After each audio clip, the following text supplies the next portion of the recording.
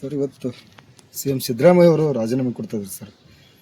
ನೋಡಿ, ಸಿದ್ದರಾಮಯ್ಯ ರಾಜೀನಾಮೆ ಕೊಟ್ಟರೆ ಕಾಂಗ್ರೆಸ್ ಪತನಕ್ಕೆ ಕಾರಣ ಆಗುತ್ತೆ, ಅಧೋಗತಿಗೆ ಅದು ಹೋಗುತ್ತದೆ. ಯಾಕಂದರೆ ಸಿದ್ದರಾಮಯ್ಯ ಇರೋದ್ರಿಂದ ಈಗ 3 ವರ್ಷ ಆರ್ಥಿಕ ಪರಿಸ್ಥಿತಿ ಹಿಂಗೆ ನಿಗ್ಸ್ಕೊಂಬಂದ್ರೆ ಯಾರಿಗೂ ಸಮಸ್ಯೆ ಆಗಲ್ದಂಗೆ ನಿಗ್ಸ್ಕೊಂಬಂದರು.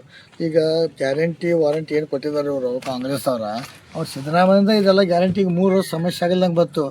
ಆಮೇಲೆ ಇದೇನಾಕೈತೆ ಮುಂದೆ ಬರ್ತಾರೆ ಗ್ಯಾರಂಟಿ ಐತಿ ಸ್ಟಾಪ್ ಆಗಿ ಆಕೈತೆ, ಅದು ಅದ್ರಾಗೇನು ಎರಡನೇ ಮಾತಿಲ್ಲ.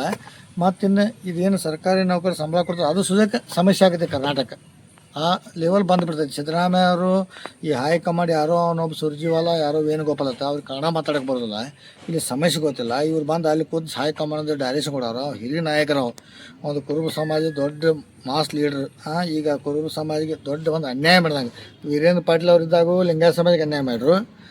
ಈಗ ಒಂದು ದೊಡ್ಡ ಸಮಾಜ ಕುರುಬ ಸಮಾಜ ಇದಕ್ಕೆ ಅನ್ಯಾಯ ಮಾಡ್ತಾರೋ. ಅದಕ್ಕಾಗಿ ಇನ್ನು ಕಾಂಗ್ರೆಸ್ ಪಕ್ಷ ಏನೈತಿ ಇನ್ನಿದು 2028ಕ್ಕೆ 40ಕ್ಕೆ ಬಂದು ಹತ್ತಿರ ಆಶ್ಚರ್ಯ ಪಡುವಂಥ ವಿಷಯ ಅಲ್ಲ. ಅಂದರೆ ನೀವು ಹೇಳೋ ಮತ್ತು 28ವರೆಗೆ ಸಿದ್ದರಾಮಯ್ಯ ಇರಬೇಕಂತ. 2028 ಇರಬೇಕು. ಮುಂದಿನ ಅವ್ರ ಮೇಲೆ ಚುನಾವಣೆ ಹೋಗ್ಬೇಕಾಯ್ತು. ಯಾಕಂದ್ರೆ ಏನೂ ಬದಲಾವಣೆ ಮಾಡಿ ಎಲ್ಲರಿಗೂ ಒಂದೊಂದು ಪೋಸ್ಟ್ ಇದ್ದೀವಿ ಈಗ. ಅವರು ಡಿ ಕೆ ಶಿವಕುಮಾರ್ ಅವರು ಡೆಪ್ಯೂಟಿ ಸಿ ಎಮ್ ಇದ್ದರು, ಎಲ್ಲ ಮಂತ್ರಿ ಮಾಡೋದು ಚೆನ್ನಾಗಿ ಹೊಂಟಿತ್ತು. ಇದು ಹೈಕಮಾಂಡ್ ಇದಕ್ಕೆ ಕೈ ಹಾಕಿದ ಜೀವನಗುಡಿ ಕೈ ಹಾಕಿದಂಗೆ ಆಗಿಬಿಟ್ಟಿತ್ತು. ಈಗ ಸ್ವಯಂ ಘೋಷಿತ ಅವ್ರಿಗೆ ಬ್ರೇಕ್ಫಾಸ್ಟ್ ಮೀಟಿಂಗ್ದಾಗ ಸಿದ್ದರಾಮಯ್ಯ ಅವರು ರಾಜೀನಾಮೆ ಕೊಡ್ತಾ ಘೋಷಣೆ ಮಾಡಿದಾರೆ ಮೀಟಿಂಗ್ದಾಗ. ಅದೇ ಅವ್ರು ಹೈಕಮಾಂಡ್ ಇದ್ದಾರೆ. ಸುರ್ಜಿವಾಲ ಏನೋ ದೊಡ್ಡ ಲೀಡರ್ ಅವ್ರು. ಪಾಪ ಅವ್ರಿಗೆ ಬೆಂಗಳೂರು ಬಿಟ್ಟರೆ ಬೇರೆ ಮುಂದಿನ ಊರಿಗೆ ಗೊತ್ತಿಲ್ಲ. ಅಂಥವ್ರ ಕಡೆ ಇವರು ಸಿದ್ದರಾಮಯ್ಯ ಅವ್ರಿಗೆ ರಾಜೀನಾಮೆ ಕೊಡೋದು ಹೇಳ್ತಾರಂದ್ರೆ ಇದು ಒಂದು ಅಹಿಂದ ಸಮಾಜಕ್ಕೆ ದೊಡ್ಡ ಅನ್ಯಾಯ ಆದಂಗಿದೆ. ಈಗ ಅಹಿಂದ ಸಮಾಜವ್ರು ಏನಂತಂದರೆ ಅಹಿಂದ ಸಮಾಜವನ್ನು ತುಳಿಯುವಂಥ ಷಡ್ಯಂತ್ರ ನಡೀತಾ ಇದೆ. ತುಳ್ದ ಬಿಟ್ಟರು ಹೈಕಮಾಂಡ್ದವರು. ಪಾಪ ಅವರು ಸುರ್ಜಿವಾಲ ವೇಣುಗೋಪಾಲ್ ಅವರು ತುಳ್ದ ಬಿಟ್ಟರು.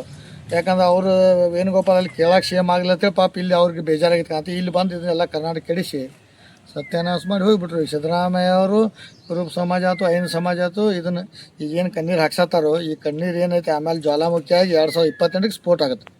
ಬೆನಿಫಿಟ್ ಬಿಜೆಪಿ ಅವರು ತಗೋತಾರೆ 100%. ಯಾರಿಗೆ ತಗೋತಾರೆ ಬೆನಿಫಿಟ್? ಯಾಕೆ ಅವಾಗ ನೋಡ್ರಿ ಬಸವರಾಜ ಬೊಮ್ಮಾಯಿ ಮಾಡ್ರು BJP ಏನಾಯಿತು, ಈಗ ಮಾಡ್ತಾರೋ ಏನಾಕೈತೆ ಮುಂದೆ ನೋಡೋಕ್ಕಿರ ನೀವು. ಯಾಕಂದ್ರೆ ನಾವು ಇಲ್ಲಿ ಕೂತು ಹೇಳಿ ಅದಕ್ಕೆ ಯಾರು ಬೆಲೆ ಕೊಡೋದಿಲ್ಲ, ಹಂಗೆ ಹೇಳ್ತಾರೆ ತಗೋತಾರೆ. ಅದು 2028ಕ್ಕೆ ಗೊತ್ತಾಗತ್ತೆ. ಯಾಕೆ ಈ ಬಾಗಲಕೋಟೆ ಎಲೆಕ್ಷನ್ ಆಯ್ತು, ನಮ್ಮ ದಾವಣಗೆರೆ ಎಲೆಕ್ಷನ್ ಆಯ್ತು, ಅಹಿಂದ ಮತಗಳು ಕೈ ಹಿಡಿದು ಅವಾಗ ಎಲ್ಲ ಏನು ಭಾಳ ಎಲ್ಲ ಚೆನ್ನಾಗಿ ಕ್ಯಾನ್ವಾಸ್ಗೆ ಹೋದ್ರಲ್ಲಿ ಹೇಳ್ರಿ ಎಲ್ಲರೂ ಕೈ ಕೊಟ್ಟರು. ಇವರಿಂದನೇ ಬಂದರು. ದಾವಣಗೆರೆ 5,000 ಮತಗಳನ್ನು ಬಂತು. ಇದು 22,000 ಸಿದ್ದರಾಮಯ್ಯ ಅವ್ರದ್ದು ಮಾಸ್ ಲೀಡ್ರು ಅಹಿಂದ ಮತಗಳಿಂದ ಬಂದರು. ಅದಕ್ಕಾಗಿ ಎಲ್ಲ ಜನ ಇದನ್ನು ಸೀರಿಯಸ್ ಆಗಿ ತೊಗೊಂಡು ಸಿದ್ದರಾಮಯ್ಯ ಏನು ಅನ್ಯಾಯ ಆಗಿದೆ ಇದ್ರ ಬಗ್ಗೆ ತಕ್ಕ ಉತ್ತರ ಕೊಡಬೇಕು. ಪಕ್ಷಕ್ಕೆ ಒಂದು ಏನು ಸಂದೇಶ ಕೊಡ್ತೀರಾ ನೀವು? ನೋಡಿರಿ, ಕಾಂಗ್ರೆಸ್ ಪಕ್ಷ BJP ಅವ್ರು ತಪ್ಪು ಅನ್ನೋದ್ರೆ ಸರ್ಕಾರ ಬಂದಿತ್ತದು. ಸಿದ್ದರಾಮಯ್ಯ ನೇತೃತ್ವದಲ್ಲಿ ಅಹಿಂದ ನೇತೃತ್ವದಲ್ಲಿ ಮತ ತೊಗೊಂಡು ಗೆದ್ದು ಬಂದಿದ್ದರು. ಈಗ ಇವ್ರು ಅಹಿಂದಕ್ಕೇ ಮೋಸ ಮಾಡ್ರು ಮತ್ತು ಸಿದ್ದರಾಮಯ್ಯ ಮೋಸ ಮಾಡ್ರು. ಅದಕ್ಕಿಂತ ಮುಂದಿನ ದಿನದಲ್ಲಿ ಕಾಂಗ್ರೆಸ್ ಪಕ್ಷ 2028ಕ್ಕೆ 40ಕ್ಕೆ ಬಂದು ಹತ್ತದೆ. ಅಧ್ಯಕ್ಷ ಸತೀಶ್ ಜಾರಕಿಹೊಳಿ ಅವರು ನಿಭಾಯಿಸ್ತಾರಲ್ಲ, ಅದ್ರ ಬಗ್ಗೆ ನಮಗೇನೇನು ಮಾಹಿತಿ ಇಲ್ಲ. ಇನ್ನು ಮಂತ್ರಿಮಂಡಲ ಏನು ಮಾಡ್ತಾರೋ ವಿಸರ್ಜನೆ ಮಾಡಿದ್ರೆ ನಮಗೇನದು ಅದ್ರ ಬಗ್ಗೆ ಮಾಹಿತಿ ಇಲ್ಲ. ಅದು ಮುಂದೆ ಏನಾಗ್ತದೆ ನೋಡ್ಬೇಕಿರೋದು. ಕಾಂಗ್ರೆಸ್ ಪಕ್ಷ ಯಾರು ಯಾವಾಗ ಏನು ಅಲ್ಲಿಂದ ಟಪಾಲ್ದಾಗ ಬರ್ತೈತಿ ಯಾರು ಮಾಡ್ತಾರೆ ಹೇಳಕ್ಕೆ ಬರೋದಿಲ್ಲ ಅವ್ರು. ಮತ್ತು ಸುರ್ಜಿವಾಲ ವೇಣುಗೋಪಾಲ್ ಪಾಪ ಅವ್ರು ಮತ್ತೆ ಬೇರೆ ಯಾರನ್ನ ಮಾಡಿದ್ರು ಮಾಡ್ಬೋದು. ದೊಡ್ಡ ನಾಯಕರು ಅವ್ರು ಸುರ್ಜಿವಾಲ ವೇಣುಗೋಪಾಲ. ಮತ್ತು ಅವರೇ ಕರ್ನಾಟಕದಾಗ ಸರ್ಕಾರ ತಂದಾರು. ಸಿದ್ದರಾಮಯ್ಯದ ಏನು ಪಾತ್ರ ಇಲ್ಲ. ಈಗ ಗೊತ್ತಾಕೈತಿ. ಈಗ ಇನ್ನೊಂದು 2 ತಿಂಗಳದಾಗ ಸರ್ಕಾರ ನಡೆಸೋ ಆರ್ಥಿಕ ಪರಿಸ್ಥಿತಿ ಎಲ್ಲಿಗೆ ಬರ್ತೈತಿ ಅವಾಗ ಗೊತ್ತಾಕದ್ರಿ.